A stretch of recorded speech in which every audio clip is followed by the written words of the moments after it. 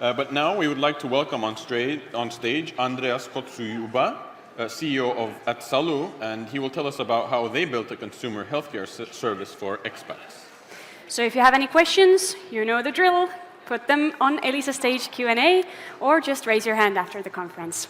Please, Andreas.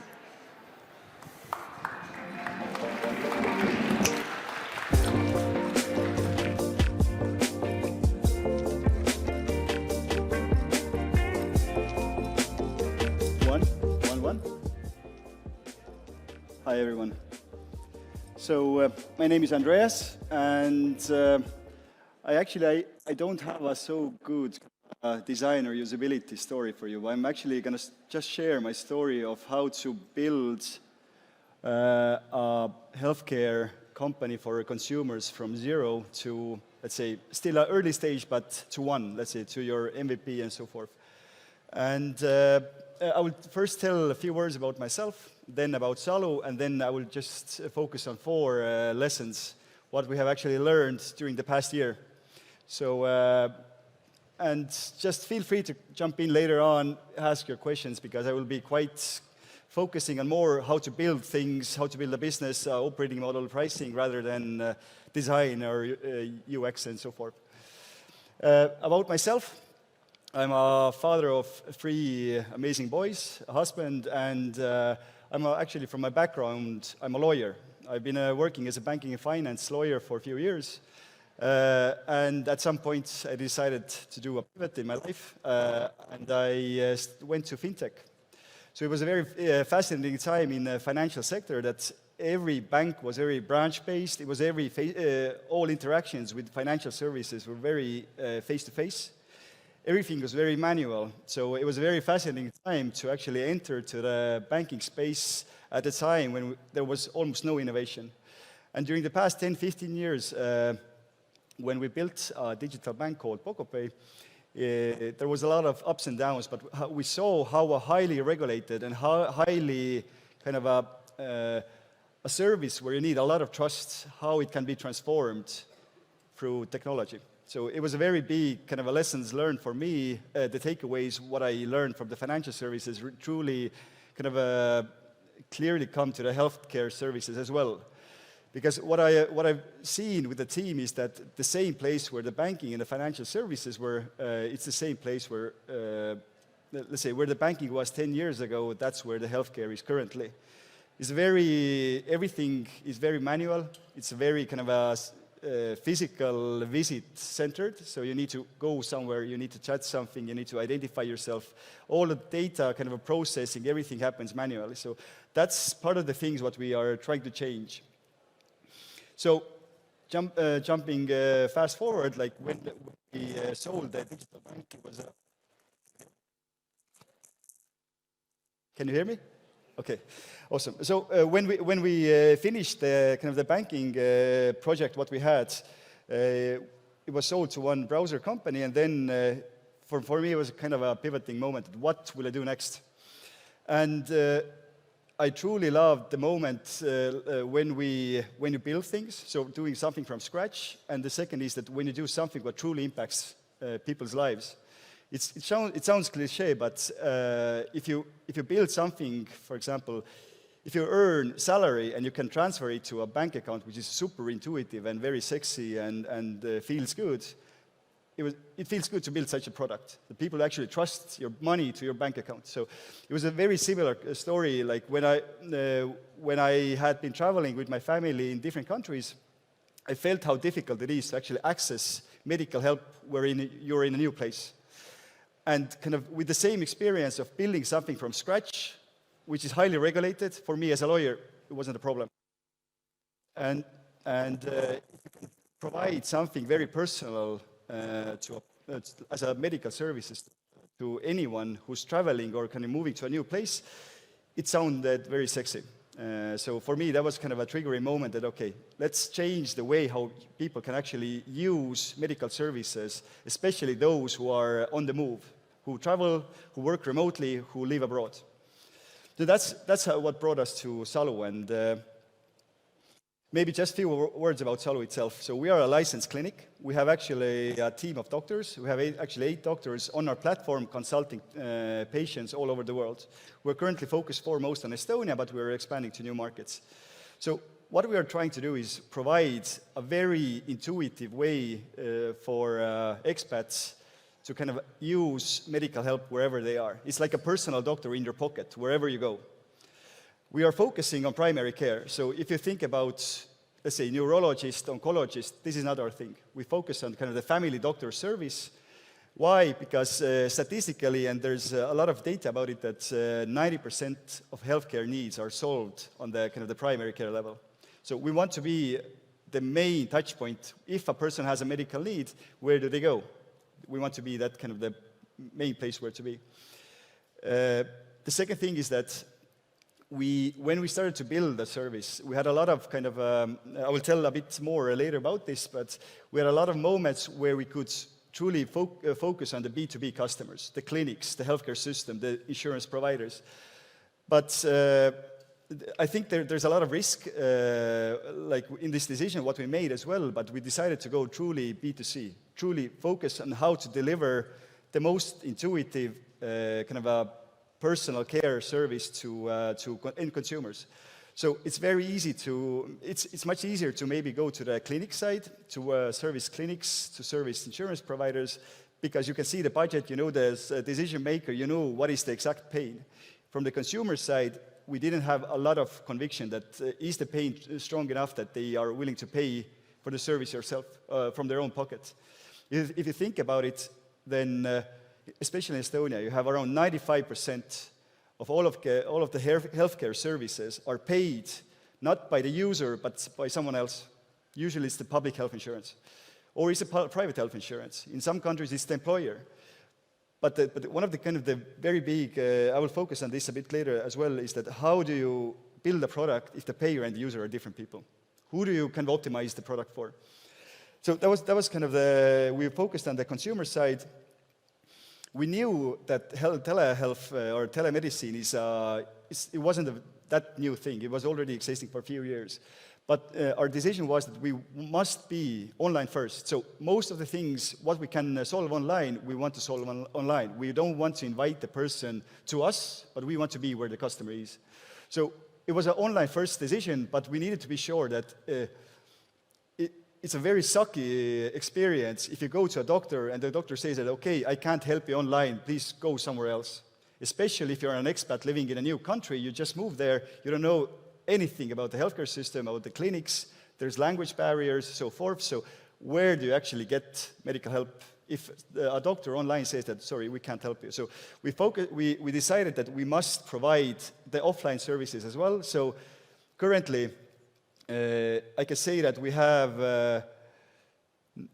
from the last 6 months' data, 88% of all of the healthcare needs we can solve online. The 10% or so are the cases where you need to do blood tests, analysis, we need to look into your eyes, listen to your heart, so forth, so we need to have a physical examination. But we know that as long as we focus online first, we can actually provide an exceptional service. But we can't kind of rule out that a person still needs the kind of the offline services as well. So, and of course, as long as we focus on consumers, we wanted to provide an exceptional experience, and in order to, we didn't want to build another clinic for Harjumaa or Tallinn or Estonia. We wanted to find a model which actually works globally. So, and if you think about it again, if you can name any clinics or medical services which work on a cross-border basis, please let me know. It's usually, there's only a few.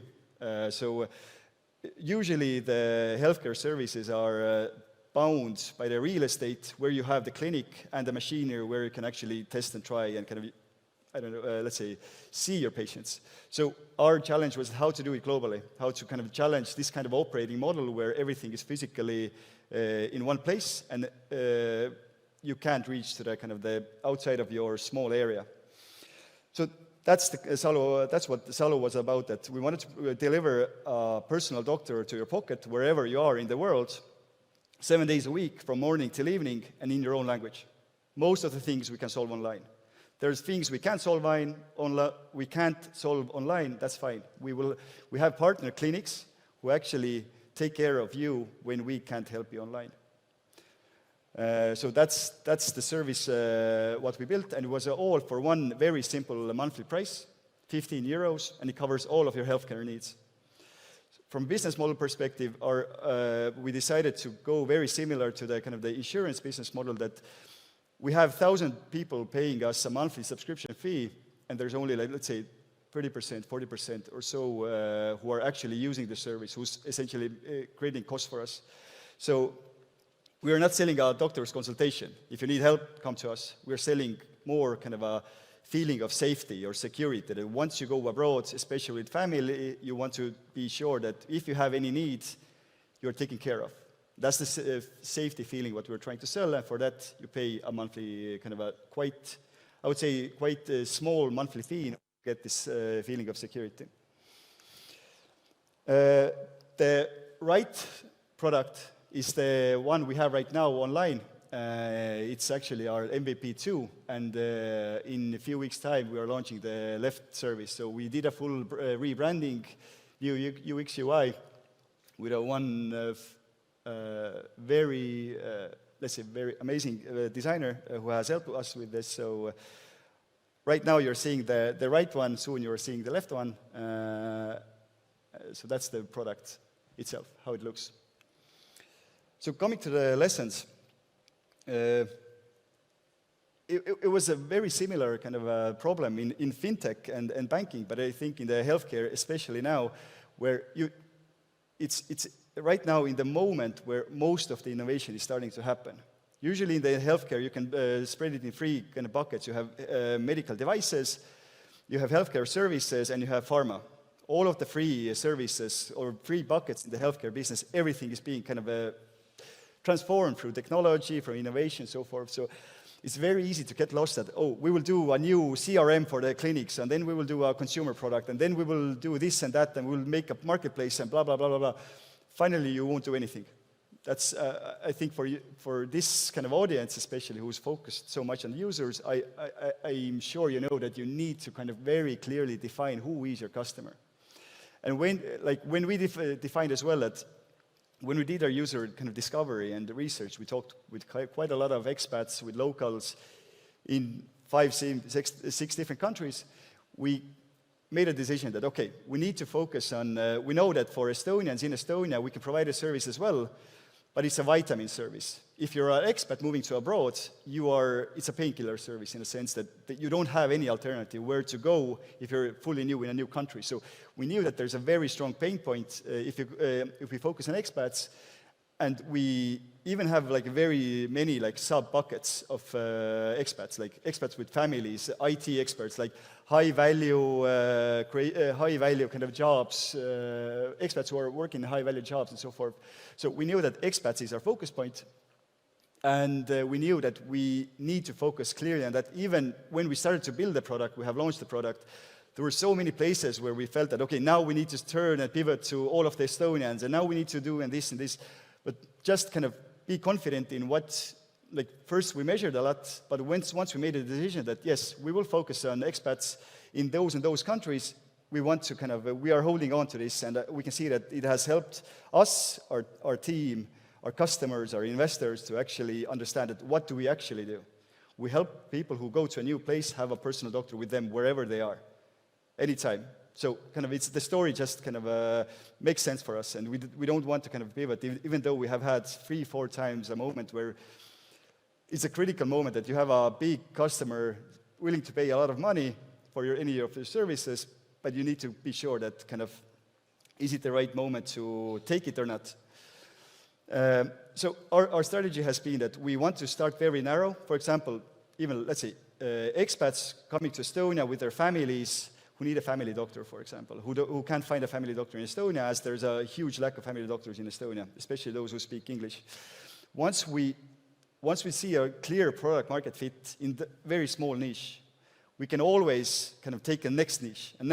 Like, let's say, we can take the single IT developers who are moving to Wise and Bolt and so forth.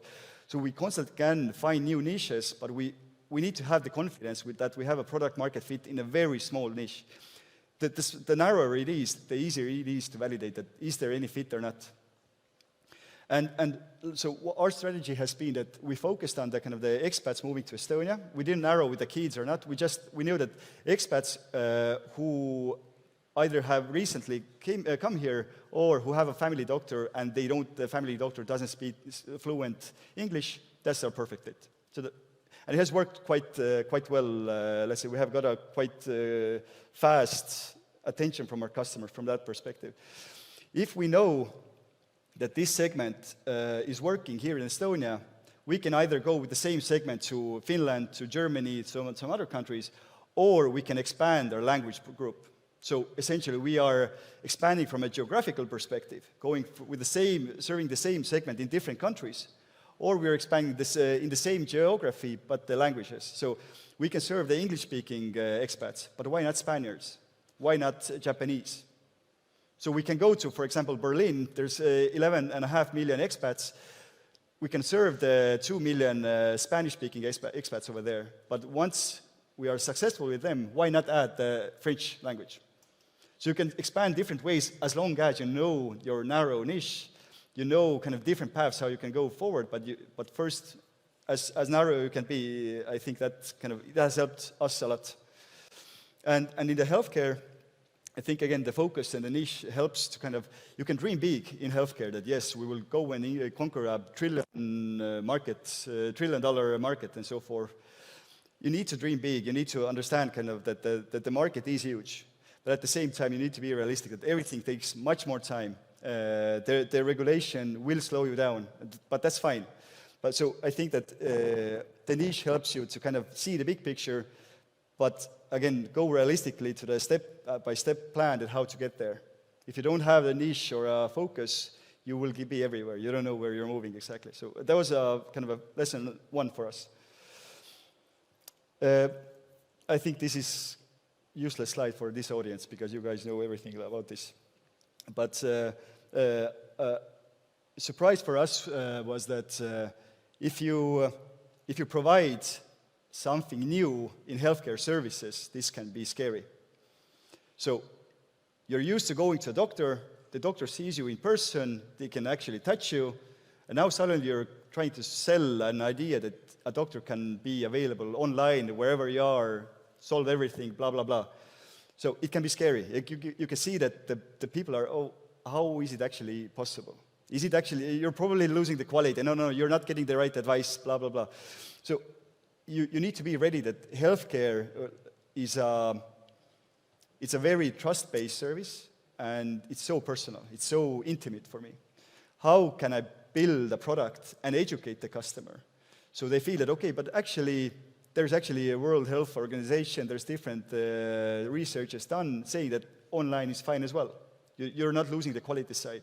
And if you think about it, especially if, as we are focusing on expats, around 20% of all of our consultations are not about medical need. It's about how the healthcare system works. So I want to open a sick leave. How does it work? Like, do I need to sign something? Will the employer do something? Like, how will I get the money? There's 20% of those questions that, how the heck does the system work?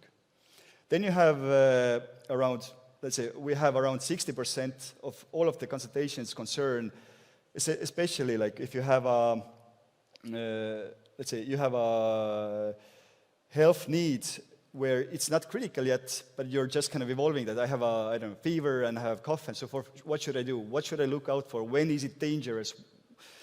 Getting the initial advice, getting the first comfort that I know what's going to happen, I know how to take care of it, I know what are the milestones to understand, am I getting better or worse? So there's a lot of those cases. And then there's the second opinion, so forth. So actually there's a lot of things you can actually solve online. As I said, 88% in our cases. We were talking about thousands of consultations. And how to take this fear away from people that actually the quality doesn't need to suffer. Most of the things can be solved online. I can open a sick leave online. Most of the prescription drugs I can issue online. If I have certain data, if I can do some analysis, some Q&A between the doctor and the patient. So that was a there's a lot of education going on. You need to provide much deeper level of information that, okay, the UX, UI can be very intuitive, small information, there's a lot of visuals, but you need to understand that when a customer has a question that how the heck can I get a prescription drug online, there's a bunch of data, a bunch of case studies, research, I don't know, information, trusted information saying that it is possible. I have always an option to kind of go level deeper, get to know how does it actually work, to get the fear out of me. And last thing, although we are a very kind of an early phase healthcare company, customer support is essential from day one. It was the same in the financial services, in healthcare especially. How the user journey goes is that they see your product online, they hear about it from communities. Like we are very strongly focusing on expat communities. So we get an expat who needs help, they like our product, they share within their communities. So that's our kind of one of the go-to-market strategies. But you can see that every time they hear about their product, they're like, wow, cool. But before I use it, I want to talk to actual person. So they will call the customer support, or they will write our messenger support. They will write an email to us. So there's certain language groups and cultures who love to call to you, always. And you can see that when they call, after that, you can see the subscription going up, the kind of the customer numbers going up. So it's a kind of quite fascinating that as long as you're selling so intimate, so high trust kind of requirement services, you need to hold your hand, of the customer's hand throughout the journey. Even if you close the deal, even if they're your subscriber, still hold their hand. Remind yourself, give them information and so forth. The third thing, and again, this was something what I started kind of, what I mentioned early on, was that most of the clinics, if you think about, in Estonia you have Confido, Qualitas, PERH, Tartu Clinic, they're targeting the same 100-kilometer radius customers. So let's say if you have Tallinn, you have some of the largest clinics all in this one area targeting the same customers to come to you and use your services where you are, where they are, not where you are.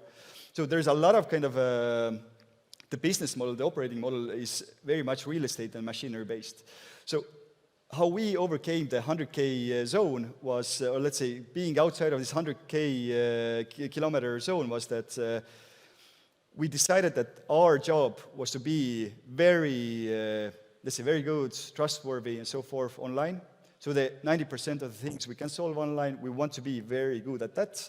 And if we can't solve your problems online, we won't build our own physical clinic network to kind of cover the whole globe.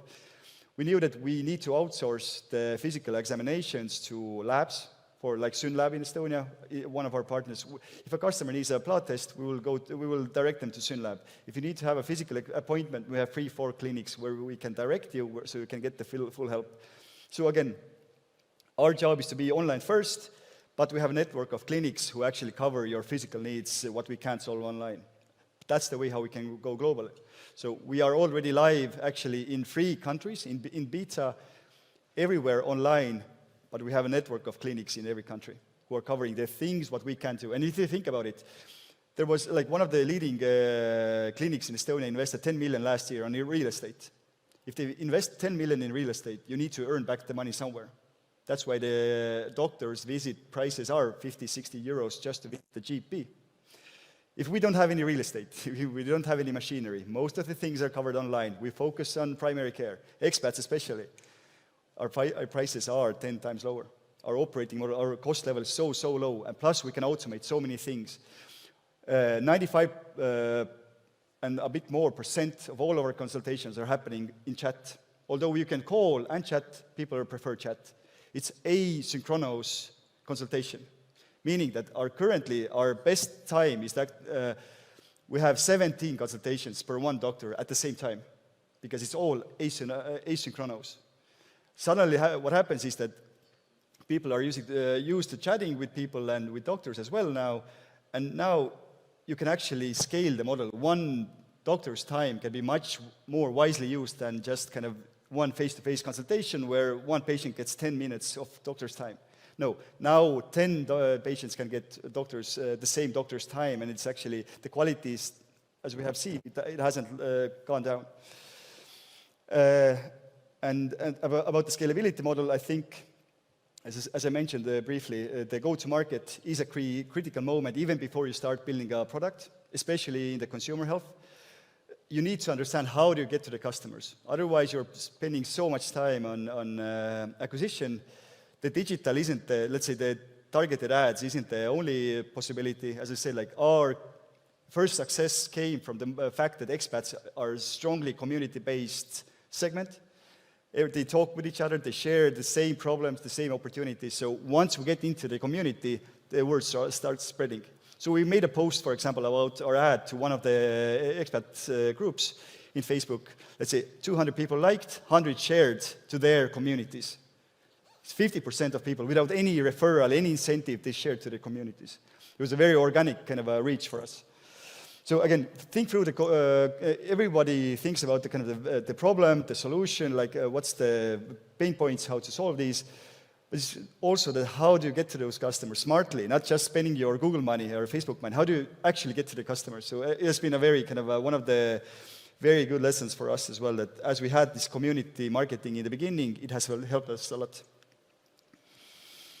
And the last lesson, because I'm running out of time as well, is that as I said, like usually in the healthcare, somebody else is paying for the services what you are using.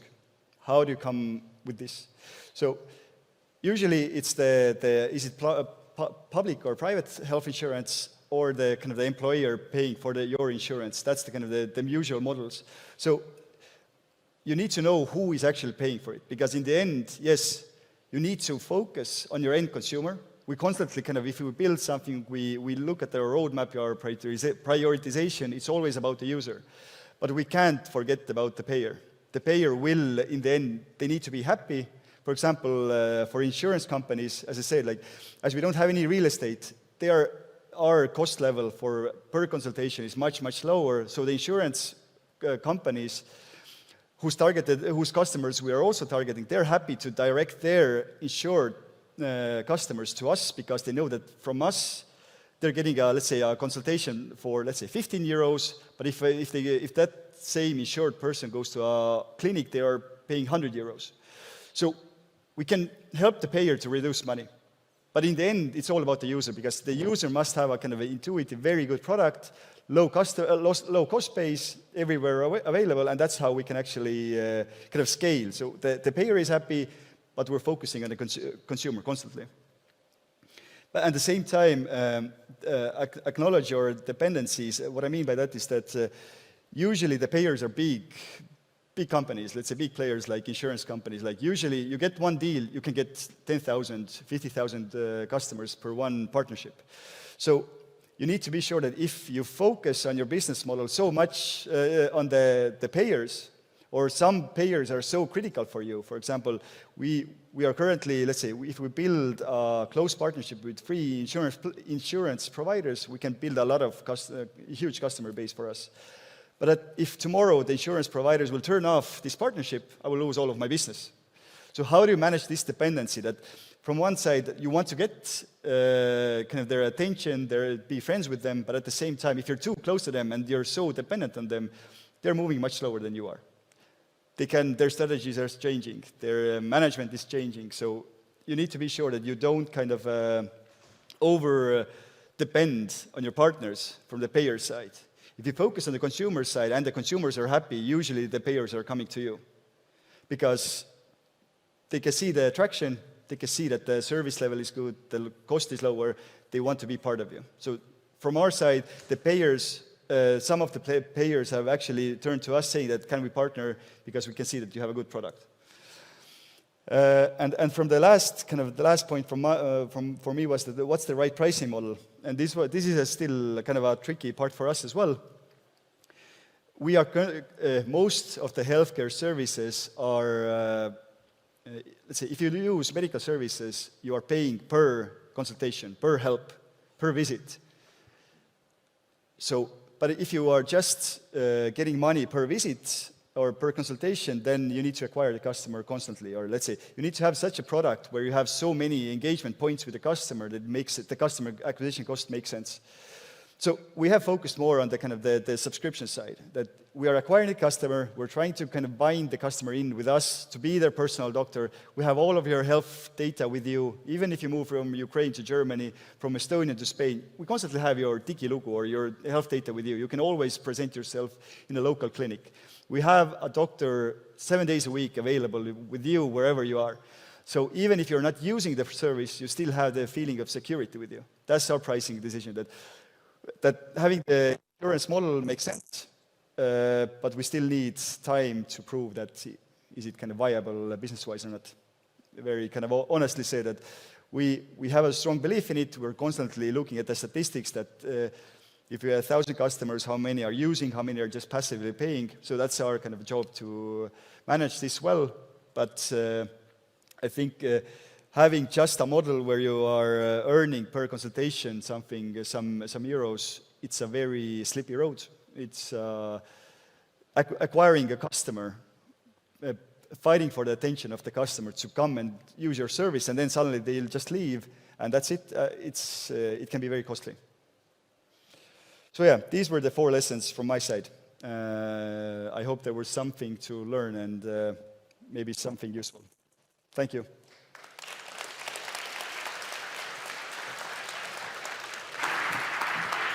Thank you so much. Thank you.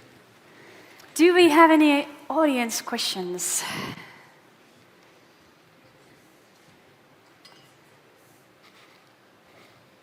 Anyone? There we go, here in the front row.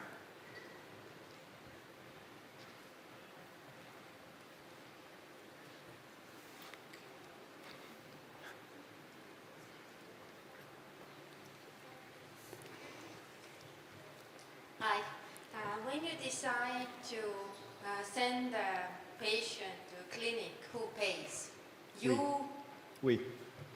That's the thing, that everything happening offline, this is covered by our subscription. So we need to be sure that, let's say, we need to be sure that the usage is correct, in the sense that the people don't overuse it somehow.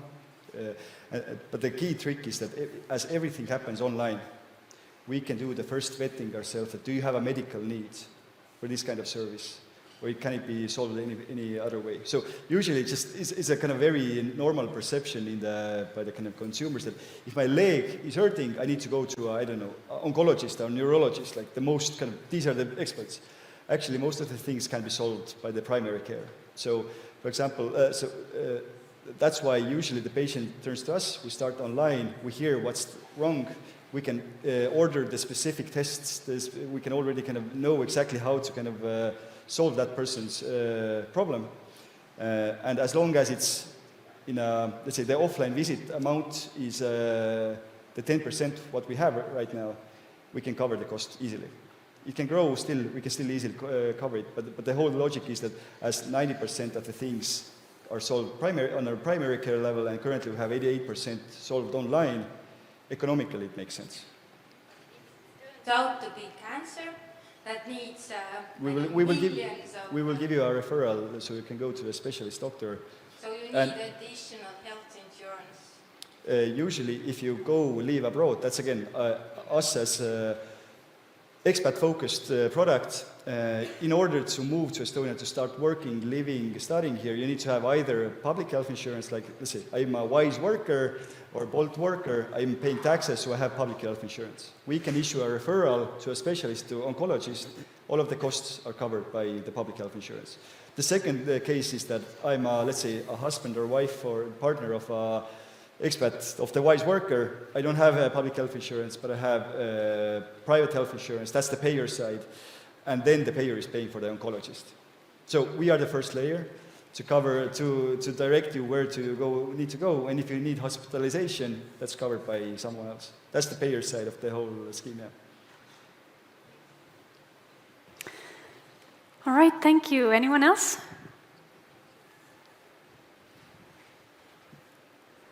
Looks like that's it. Well, thank you again. We have... We do? Yeah. Oh, sorry, I didn't see. It's very bright here. Does it work? Yeah. Salu, yeah, Salu works. Thank you for the talk. I was wondering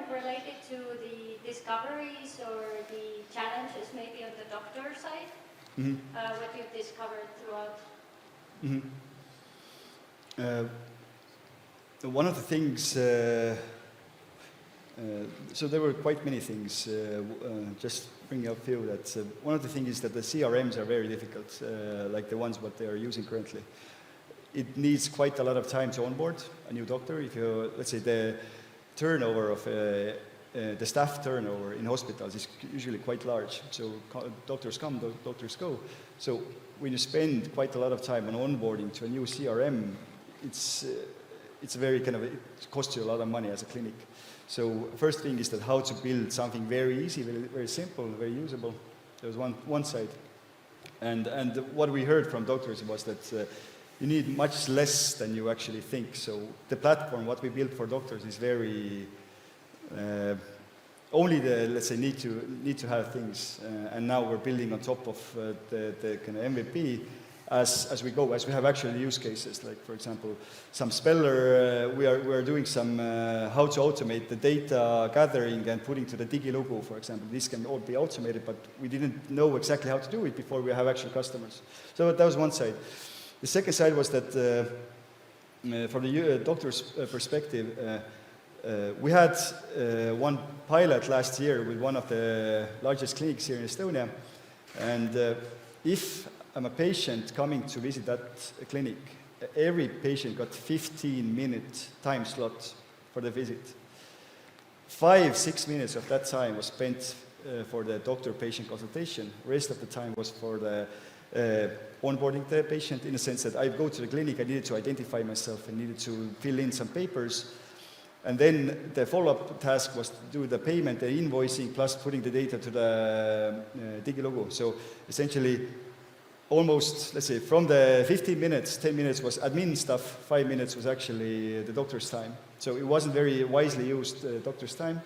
We saw that there's a lot of things we can automate, like identifying the person through, is it through electronic means, let's say electronic ID, mobile ID, or a Verif type of service. And data can be pulled and imported online automatically. So we just automated the things but didn't need medical attention. The third thing, which was a very kind of interesting side for us, was that doctors, of course, like they see that in nowadays environment, people can work offline. They can work remotely. They are doing, we have the big unicorns in Estonia, they have some offices abroad. And they have constantly worked in a clinic, physically in one place. So when they heard that through Salu, you can actually go to Bali, work there for 3 months, it was like, wow, really? And it was actually, we had quite a lot of applications of kind of doctors who actually wanted to join our team, just because we gave them the flexibility of doing a medical job wherever you are, because most of the things we cannot work online, and we are directing the patient to offline, and somebody else is taking care of the offline side. But the kind of the flexibility and the work-life balance, having the same innovation in your work life was a very kind of fascinating side for them.